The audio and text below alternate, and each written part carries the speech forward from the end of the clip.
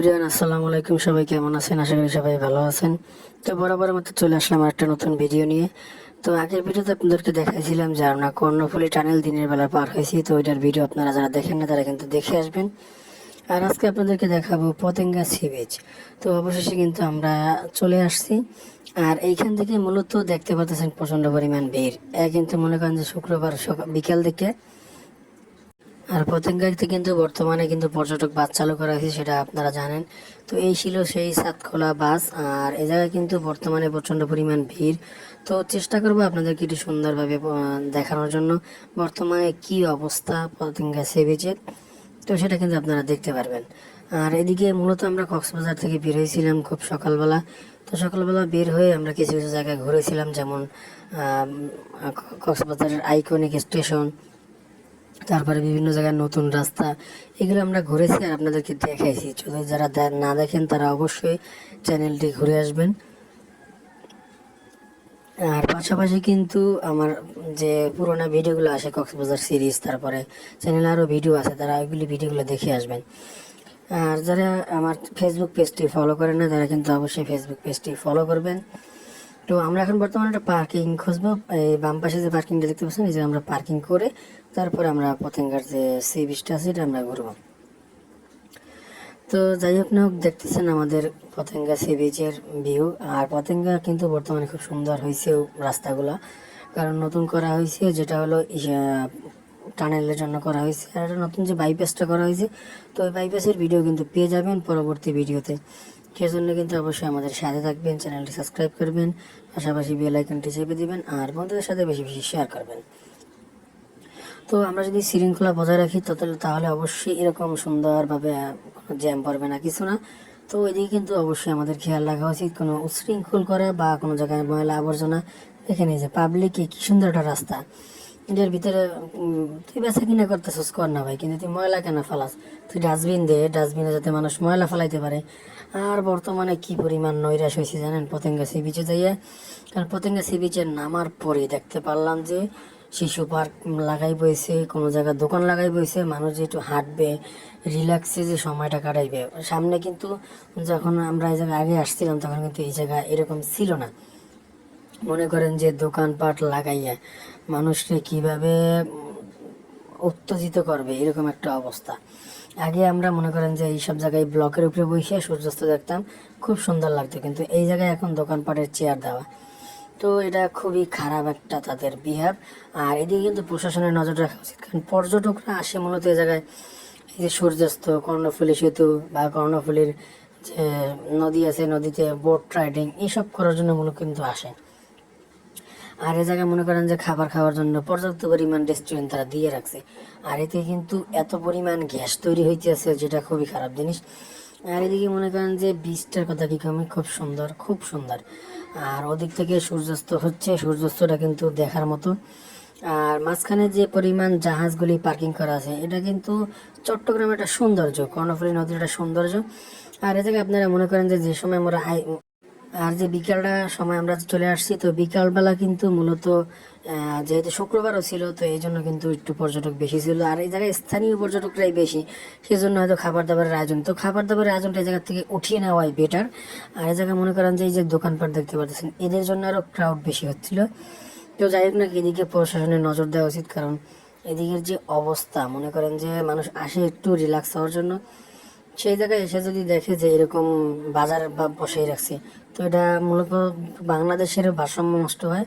কারণ বাহির থেকে কিন্তু পর্যটক এই কর্ণফুলী এই জায়গায় পতেঙ্গা সি বিচে আসে। তো এটা কিন্তু আমাদের জন্য খুবই খারাপ একটা সুসংবাদ, যেটা সুসংবাদ নাও বলা যায় দুঃসংবাদ। কারণ মনে করেন যে এরা বিদেশিদের কাছে আমাদের খুবই খুবই খুবই একটা খারাপ অবস্থা। তো যাই হোক না হোক, এই পতেঙ্গা সি বিচ দেখতে পারতেছেন, এটা আমি খুব নৈরাশ হয়েছি আইসা। আর এই জায়গায় দেখতে পেলাম যে ঘোড়ার গাড়ি, তারপরে মনে করেন যে বিচ মোটরসাইকেল, এইগুলি সব ভরা। এই জায়গায় ভাই বিচ মোটরসাইকেল, এই জায়গায় কোনো বিচ আছে? তোরা বিচ মোটরসাইকেল রাখছো এই জায়গায়? মনে করেন যে বিচ মোটরসাইকেল এই মানুষের মাঝখান থেকে তারা ঘুরাইতে আছে, এটা কেমন অভ্যাস? তো যাই হোক না হোক, এই জায়গায় আপনারা কক্সবাজারের মতো কিছু কিছু যেমন মালা, আচারের দোকান, এগুলি আপনারা পেয়ে যাবেন। আর এই জায়গায় মনে করেন যে কিছু কিছু হকাররা আছে যারা খুবই খারাপ, খুবই খারাপ। তারা এই যে দেখেন ডাস্টবিন দিয়ে রাখছে, তারপরে বিভিন্ন জায়গায় ময়লা আবর্জনা ফেলাইতেছে। আর এরা হকারের কি দোষ, আমাদের পাবলিকদের দোষ। এরা মনে করেন যে জীবনে মানুষ হইবে না, এদের অবস্থা খুবই খারাপ। কারণ এরা যদি হয়তো চিড়িয়াখানায় রাখেন, সে জায়গায় মনে করেন যে বানরের পর্যন্ত কামড় দেবে, এরকম মানুষেরা। ভাই তোরা যদি সৌন্দর্য, জায়গার সৌন্দর্য নাই রাখতে পারো, তাহলে তোরা বের হইস না, সৌন্দর্যটা বজায় রাখ। তো পর্যটকদের সুবিধার জন্য এদিকে অবশ্যই পর্যটক পুলিশদের বা জেলা প্রশাসকের নজর রাখা উচিত যে আপনারা কি করতেছেন। এগুলা মনে করেন যে বীজ নিয়ে তারপরে এইসব সুন্দর জায়গা নিয়ে ব্যবসা করতেছেন, এটা আসলে খুবই খারাপ, লজ্জাজনক একটা ব্যবহার। কারণ হলো যে এই জায়গায় মানুষ আসে একটু রিল্যাক্সের জন্য, এই জায়গায় আসে মানুষ একদম শান্তি ফিল করার জন্য আসে, সূর্যাস্তটা দেখার জন্য আসে। সে জায়গায় আপনারা ব্যবসা করতেছেন, এত টাকা দিয়ে করবেন কি ভাই? মানে সৌন্দর্যটা একটু বজায় রাখেন, দেশের ভারসাম্যটা একটু বজায় রাখেন। যে কি হচ্ছে, তো যাই হোক না, কথা যদি কোনো ভুল হয় অবশ্যই ক্ষমার দৃষ্টিতে দেখবেন। আর যে বাইকের কথা বলছিলাম, এই সেই বাইক যারা মনে করেন যে মানুষের ভিতর থেকে তারা বাইক চালাতেছে, এত সুন্দর তাদের ব্যবহার।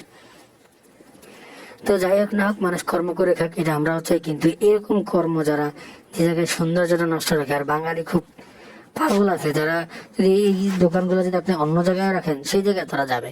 তো যাই হোক না, তো পর্যটকের স্পটগুলি নষ্ট করা না করাই বেটার। আর এদিকে আসলে মনে করেন যে অবশ্যই আপনি হেডফোন লাগিয়ে আসতে হবে, এরকম একটা অবস্থা, এত পরিমাণ চিল্লা পাল্লা, যেটা খুবই বিরক্ত হচ্ছিলাম। তো আমরা বেশি সময় আর ওয়েট করলাম না, আমরা এখন চলে যাব এই জায়গা থেকে। আর আমরা আপনাদেরকে বাইপাস রোডটা দেখাবো, সুন্দর বাইপাস রোড। সেজন্য কিন্তু অবশ্যই পরবর্তী ভিডিও পর্যন্ত আমাদের সাথে থাকতে হবে। আর যারা কক্সবাজার সিরিজটি দেখে না, তারা কিন্তু অবশ্যই দেখে আসবেন। আর বর্তমানে যেটা সবসময় বলি আমি, যে ময়লা আবর্জনা, এটা একটু একটু সাবধান হন, সবাই একটু সাবধান হন, তাহলে মনে করেন যে আমাদের দেশটা, আমাদের জায়গাগুলো সুন্দর থাকবে। সেজন্য কিন্তু আবার আপনাদের সহযোগিতা অবশ্যই দরকার। কারণ চাইলেও এই জায়গা কেউ সহজে পরিষ্কার রাখতে পারবে না, যত পরিষ্কার পরিচ্ছন্ন রাখার লোক থাকুক। কিন্তু যদি আমরা সচেতন হই, তাহলে হয়তো এই জায়গাগুলো সুন্দর থাকবে। তো যাই হোক না, আমরা এখন গাড়ি নিয়ে বেরিয়ে যাবো এই জায়গা থেকে। তো আর আপনাদের জন্য একটাই কথা বলি, সেটা হলো আমার কক্সবাজার সিরিজগুলো দেখে আসবেন। পাশাপাশি আপনাদের আমার ফেসবুক পেজ আছে, সেটা লিঙ্ক দেওয়া থাকবে ডিসক্রিপশনে, সেটা কিন্তু অবশ্যই ফলো করবেন। আর এই জায়গায় এসেই দেখলাম, মনে করেন যে আমাদের গাড়ির পিছনে যখন আমরা আসছি, তখন দেখতে পেলাম কি একদল বানর, তারা কিন্তু খুব সুন্দরভাবে লাফাইতে আছে গানের বাজনা পাইয়া। আর এ যে গান উড়াধুরা, মনে করেন যে এই যে দেখেন, ওরা যে কি করবে এটা ওরা চিন্তা ভাবনা করে পারতেছে না। তো যাই হোক না, আবার না দেখাই। আর মনে করেন যে, তো যাই হোক না, পতেঙ্গা সি বিচে ঘুরলাম, আপনাদেরকে দেখাইলাম বর্তমানে কি অবস্থা, কি একদম খারাপ অবস্থা পতেঙ্গা সি বিচে। তো কথা না বাড়াই আমরা গাড়িতে উঠে পড়লাম, এবারে আমরা এই জায়গা থেকে বেরিয়ে যাব।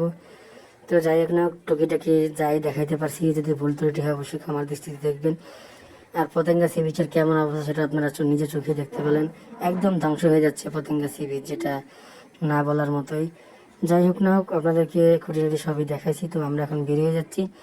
তো এই জায়গা কিন্তু খুব সুন্দর পরিবেশটি আছে, আর রাস্তাগুলোর ভিতরে অনেক ময়লা আবর্জনা ফেলাইতেছে। তো এই ছিল আমার আজকের ভিডিও, দেখা হবে পরবর্তী ভিডিওতে। আল্লাহ হাফেজ।